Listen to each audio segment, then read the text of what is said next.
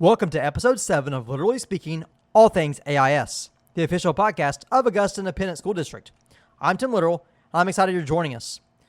Today, we'll start with a few quick updates from around the district, and then we'll continue our conversation with Jason Hinson, Athletic Director and Boys Basketball Coach, before moving on to our In the Loop segment. We'll begin with AISD Headlines, a segment to share important district news and celebrate accomplishments. Infinite Campus upgraded their servers over Christmas break. As a result of this upgrade, the links to the staff, parent, and student portals have all changed. So if you have saved bookmarks or shortcuts for those links, they will need to be updated. You can visit our website at www.augusta.kyschools.us to obtain those new links. Planning is ramping up on the upcoming construction project for the new multi-purpose educational facility and gymnasium. A pre-construction meeting was held prior to Christmas break with the contractor, architect, and district leaders. The district continues to work closely with the city to coordinate the relocation of underground utilities while also securing necessary permits for the project. It is expected that on-site work will begin in mid-January. The 2026 edition of the Hardwood Classic will be held on Saturday, February 7th in the historic Augusta Gymnasium. Games will tip off at noon, with first being Pendleton County Girls taking on East Carter. The Augusta Lady Panthers will host Greenup County at 1:30. Boys action will start at 3 o'clock with Robertson County facing Bellevue. Finally, the Panthers will take on Holmes at 4:30.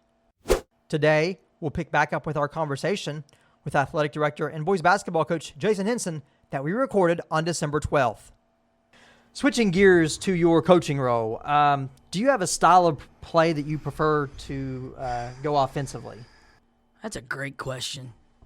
And I've been asked questions in the past before about coaching style. And you know what my style of coaching is? My style of coaching is looking at my players, watching my players, understanding what their abilities are, what they're capable of doing, and then I base my style around what they can provide for our team and for our school.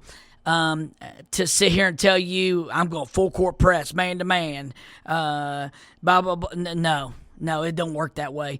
I think if you are a good coach or you are you study the game, you know that every year that changes. Obviously, this year's team is nowhere near like last year's team when it comes to I had more height. I had more strength. This year we're young. I had seniors last year. You know, you have to base all that around personnel. And I've been asked a million times, what kind of system do you run? Well, I don't really run a system. I run the system that best fits those kids. And if that's zoning or man-to-man, I got to find what they're good at or what they're great at, and I got to get it out of them. And that's how I approach every season. But making your schedule, same thing, based on your personnel. You know, Augusta gets criticized sometimes for our schedule. If you go back, and you want to go back, in the 13, I don't know how long, I was here for 4 years. I was here as a coach for 4, and then I was a coach again. I've been 7, so what was that, 11? 11 years as a coach here. You go look at our schedule, and you tell me who we're supposed to play, because I'll schedule 10 schools our size, 10 bigger than us, and then 10 sometimes that we shouldn't even be in the same area code with. Shouldn't even be playing. If you go look at our schedule this year, I mean, we're playing Webb Du Bois out of Louisville. They beat Brown the other night 90-20-something. I would have scheduled them when I had Brent Bach. So, and when we had Brent Bach and all those guys, we were, and Tanner and them, we were going to the Lexington Catholic Christmas tournament.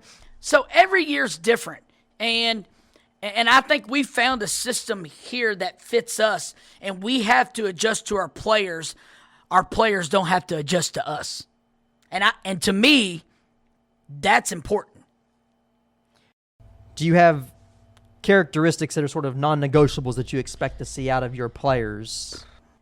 Well, coming to practice, obviously, is And listen, they'll tell you that I've probably, Brent and Tanner, of course, Tanner being here now at teaching and him seeing practice, and he says I've gotten soft since 2013, and he can't believe some of the things that goes on. But I think it kind of goes, you have to adjust to the times. I think we talked about it a little bit, but you got to adjust. But, practice time, non-negotiable. Making sure you make good grades, you can't negotiate all that stuff. You don't miss practice before a game. Open communication, just communicating, talking back. I don't handle that very well. I'm sure you've witnessed a few things in your time here, where talking back usually does not go very well. And I tell my guys all the time, if I'm wrong and I go to the film and I see I'm wrong, I will apologize to you in front of everybody and tell you, hey, I was wrong, my bad. I have no problem doing that. I have no problem admitting when I'm wrong, and they know that. So, and to me, that goes two ways. Let me get it off my chest because it's just who I am. They know I'm fiery and crazy and energetic. They know that. So deal with what you got to deal with. Yesterday in practice, I was fired up. We're coming off a big loss. Played a great first half, but it's like putting a Band-Aid on a cut that needs stitches. There was only so much we could do for so long, and we did a good job. I was proud of them, but I don't want them to be content with getting beat by 40 points and saying, "Oh, well, he's happy." No, I'm proud of you how you played the first half. Now we got to get better, and I thought we did that yesterday in practice for sure. How has the way that you teach and you coach changed in the last 20 years with the evolution of the game and really the evolution of kids? It's changed a lot. I mean, I just kind of hinted on that with Tanner. Like Tanner says, I've gotten soft. I think you can't dissect every little thing anymore that kids say. Kids are not afraid to say anything to an adult anymore. And I don't know if that's because they say things to mom and dad and they feel like, well, I say that to my mom and dad, I can say it to our coach. Or I say it to, my siblings or my brother. I think that's where it's changed. Kids aren't afraid of anything anymore. Very, very, very, very rarely are kids afraid of much. And I think when you can text and be behind a phone or a platform like Parent Square for us, and you could get on there. There's been times that kids have been frustrated. I'm like, everybody in the district can see this. You need to calm down, But it's good that kids aren't afraid to open up anymore. And I think that's the big thing that's changed. And I've had to really adjust. The things that I got tore up in 2013, I probably let a little bit of that stuff go, and that's what Tanner kind of gets on me about, like that I've gotten soft. And I have changed. I'm not near as bad as I was 10 years ago, but I think if you don't change with the times and you want to continue coaching, I don't think you'll have a job very long if you don't learn to adjust and learn to change and make changes and continue to study and make changes to the game as well. Talk about some of the key pieces of your roster here for the 25-26 season. We're very young. We have one senior, Levi Mers, who comes off the bench for us. Hardworking young man. Really does anything we ask him to do. Supportive. He missed film the other day, and he didn't get to play as much the other night. And, he didn't complain. He knew why. And he apologized. I'm like, it's okay. He had some things going on, and I said, listen, it's okay. You don't have to, it's fine. But they have to understand film is part of practice. Film is part of the game. Film is part of learning, and you got to be able to do those things. Turner Potts, a junior, has really came out of nowhere, honestly. This summer he didn't even hardly play, I don't believe. He came in September, October. He really worked extremely hard. He earned a starting spot. He's a junior. He didn't play for a couple years. Had a great 8th grade season. We always thought he had a lot of potential. Took a couple years off. Has come back and has really provided us with. He grew a little bit, which helped, and He's provided us with a bigger body. We're not very big. He's not very big, but he's bigger than us. And he's provided us a lot of leadership, and he's a great young man. We got a lot of great kids, and he's done a great job of learning and wanting to get better, and he listens and is coachable, and those things are important. And then we got a bunch of younger kids. We got Maddox Hessler, Ross Carl, Andrew Napier. We got Grady Reynolds, Eli Dean. We've got a plethora of kids that Tanner Potts, Griffin Miller, that have contributed at some point in the game all season. We're playing 8 guys, but I can tell you we can go about 10. And, we play Bracken K tonight. And those guys probably will get an opportunity because we've got to be on our best game. They're 4-0, or actually they may be 5-0. And we're going into a place that we have not played well the past few times we've been there. We haven't shot the ball well. So, our team is built of, we're young. And for the next 2-3 years, we're going to have the same team. And I think this team can be dangerous moving forward in the next couple of years. And you'll see changes along the way. But, for the most part, those young guys have provided a huge spark. Ross Carl and Maddox Hessler have started now. This is their second year. They both started as freshmen, and they're learning every day, getting better. Grady Reynolds is starting. He's a freshman. He is starting this year. He played some big-time minutes last year as an 8th grader. Eli Dean, he's starting. So, you got Eli and Ross and Maddox and Grady. And then you got Turner Potts, who rounds out the starting lineup. And then you have Andrew Napier as a 6th man. Levi Mers there and in a 6-man row as well. And then you got the younger guys. So we like our team. We've got to learn to play without fouling. We play so hard. We foul a lot. But for the most part, and we love to shoot the 3. We shoot so many threes that, we just shoot too many threes. And, we played Mesa County the other night. We missed a lot of free throws. So we've been really working on some of I think the thing about us is once we play, we break down our mistakes, we break down the things we do, and then we try to go over and we try to make corrections to them. And hopefully they move over to the next game and constantly try to get better that way by watching film and breaking down our mistakes in practice. You mentioned a young team. Got a lot of younger guys on the team. How do you keep sort of your non-starters, your guys closer to the end of the bench? How do you try to keep them engaged and sort of feel valued throughout what's a long season? That's tough because, a lot of times the games get canceled because of weather, or the girls getting games canceled, and then you got to turn them into boy-girl doubleheaders. Keeping them engaged in JV, showing them that those JV minutes are important. Just a little bit of an example. Coming into this season, I had no plans of playing Griffin Miller or Tanner Potts. Griffin goes out his first JV game, hits 8 threes. I'm like, holy cow. Like, we know he could shoot. Right. We worry about physicality with some of those younger guys, like if they can guard. And guess what? With 3 minutes to go in the Mesa County game, Griffin Miller's on the floor. And he got two threes off, and they almost went in. Both of them went in and out. So I try to explain to our guys to keep them motivated. JV matters. Go play hard. Go play the right way, and good things will happen for you.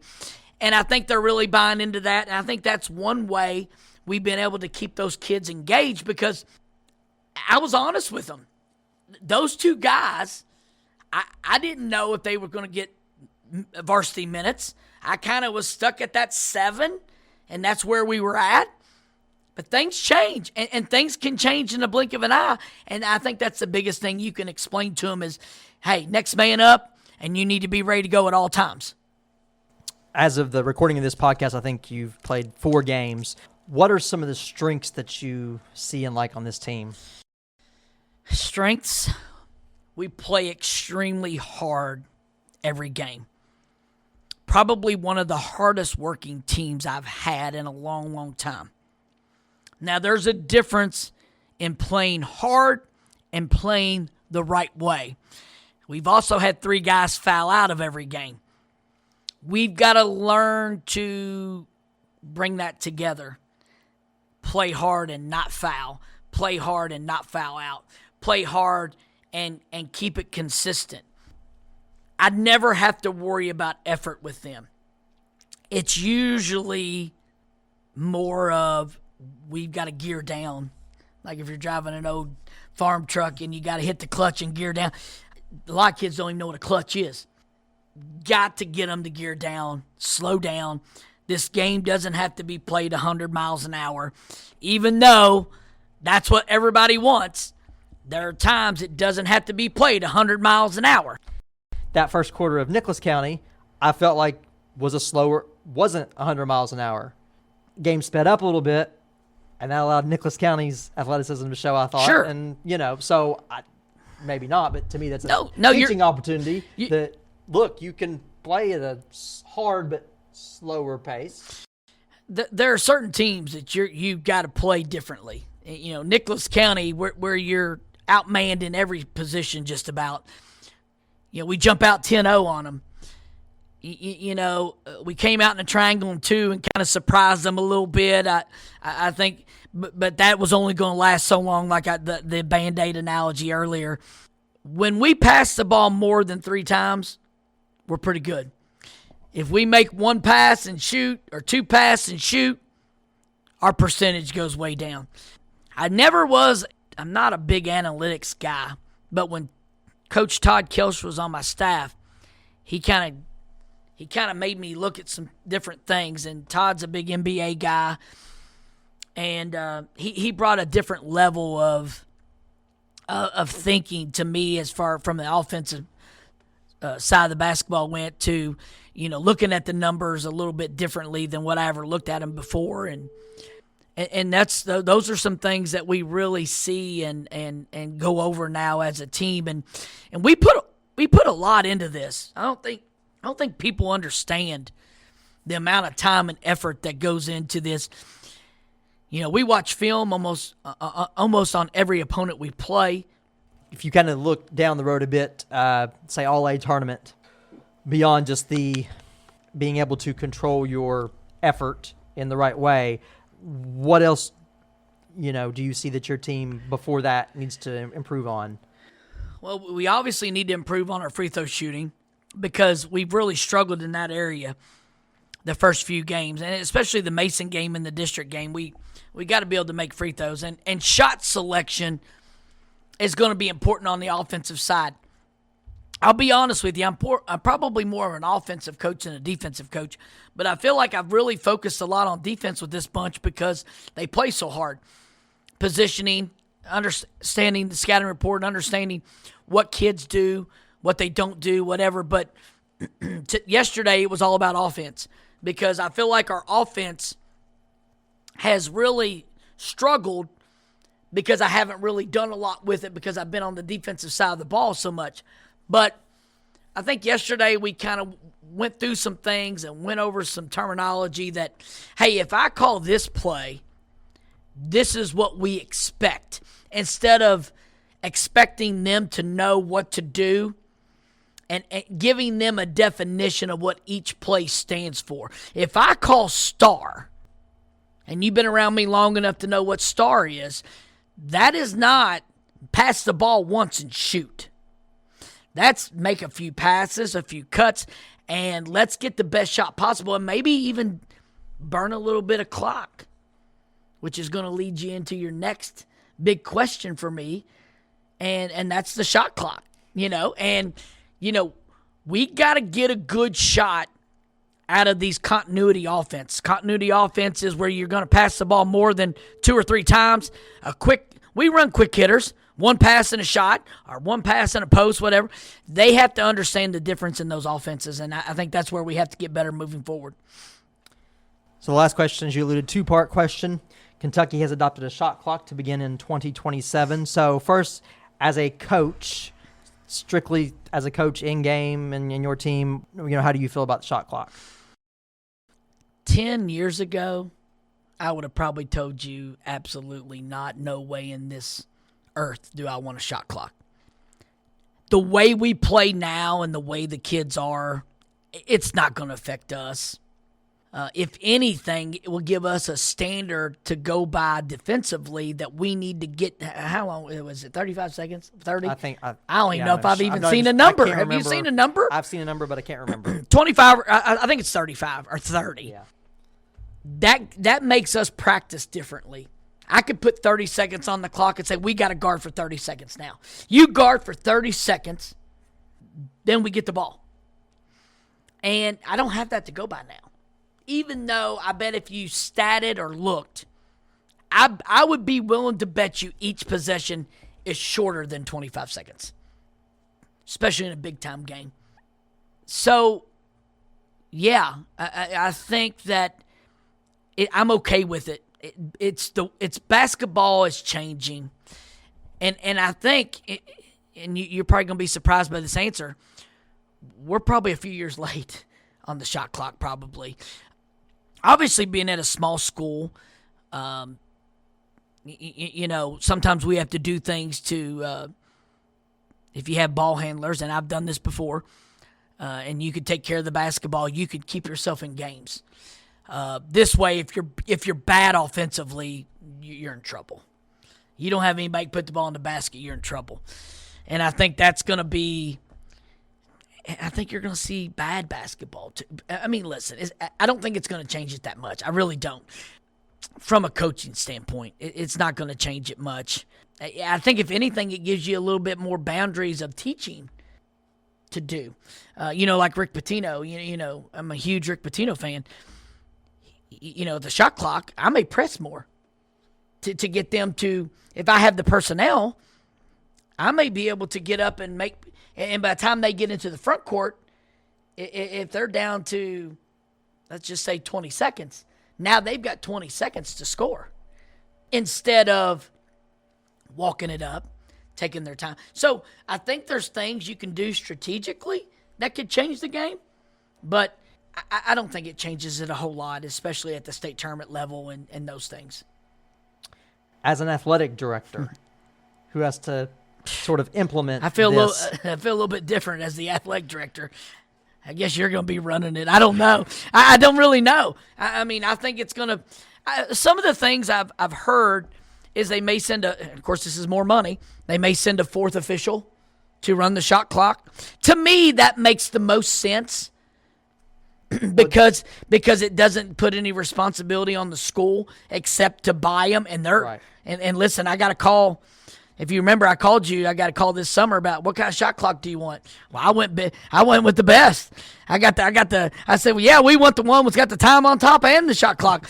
Besides the expense, if they send another official or a retired official to do it, and we have to pay them, to me that makes the most sense. But it's also going to be a lot more expensive than. And I don't know. Listen, we have trouble finding anybody to even keep the clock now. Right. Much less to keep another clock and another job to do. And, at our school, most of these schools pay people to do it. Right. We try not to do that. Right. We rely on volunteers for Yeah. clock keeper, a PA announcer, a bookkeeper. I mean, Broadcasting is not a requirement, but we have provided that service for many years, thankfully, and that's volunteers for the gate, volunteers for the concession. And beyond the volunteer capability, I'm someone, just for example, I've been around the game a long time, PA announcer, broadcaster, watched college basketball. I don't know that I would know sometimes when does it reset? When do you start it for the next, there are scenarios in a game that the average Joe out of the fan is not going to be able to run that properly. it's not going to be just anybody. I mean, you got to know if that ball hits the rim, it resets. Loose balls, okay, scramble for it. maybe you didn't see it hit the rim, and maybe somebody. I mean, we see it in college basketball all the Right. time. They got to go to the we don't have a can't monitor. we can't go to the monitor to see if it hit the rim or grazed the rim. Yeah. So there's a lot of things. I think that's why. That's why I feel. I feel like it needs to be a professional referee that's been trained. That's why I'm leaning toward that, obviously, and I think you may not agree with this, but in the long-term scheme of things, to me, that's how it's got to be, because we can't be dependent upon somebody to do that all the time. I think if they can help us with that, and maybe they don't make as much as a a regular as official. a regular official. Maybe they make 50 instead of 80. Right. I don't know. But there could be somebody say, well, that's more important than being the referee. Well, maybe it is. I don't know. But as an athletic director on the shot clock is a much different story than being a coach, because that could be a pain for sure moving forward, and it's obviously going to be. Well, Coach, appreciate you joining us today, and good luck the rest of your season. Appreciate you having me. Thank you. The Panthers are back in action tomorrow, January 3rd, at Bellevue. With the holiday break, we are skipping our AIS Spotlight segment this week, but we'll be back to highlighting a program on our next episode. Before we wrap up, it's time to keep you in the loop. Classes resume on Monday, January 3rd. The Board of Education will hold its regular meeting January 8th at 6 o'clock. The 10th Region All-A Tournament will begin Saturday, January 10th at Bracken County High School. The girls will play Bishop Brossard at 4:15, while the boys will play Bishop Brossard at 6 o'clock. And finally, senior composite makeup pictures will be held on January 15th. That's it for today. We appreciate Jason Hinson for joining us. New episodes drop on the first and third Friday of each month, so we'll be back on January 16th with episode 8. Be sure to subscribe on Spotify or Apple Podcasts. We hope everyone had a Merry Christmas and a Happy New Year. I'm Tim Littoral, and this has been Literally Speaking, all things AIS. Until next time, stay connected, stay learning, and stay Panther proud.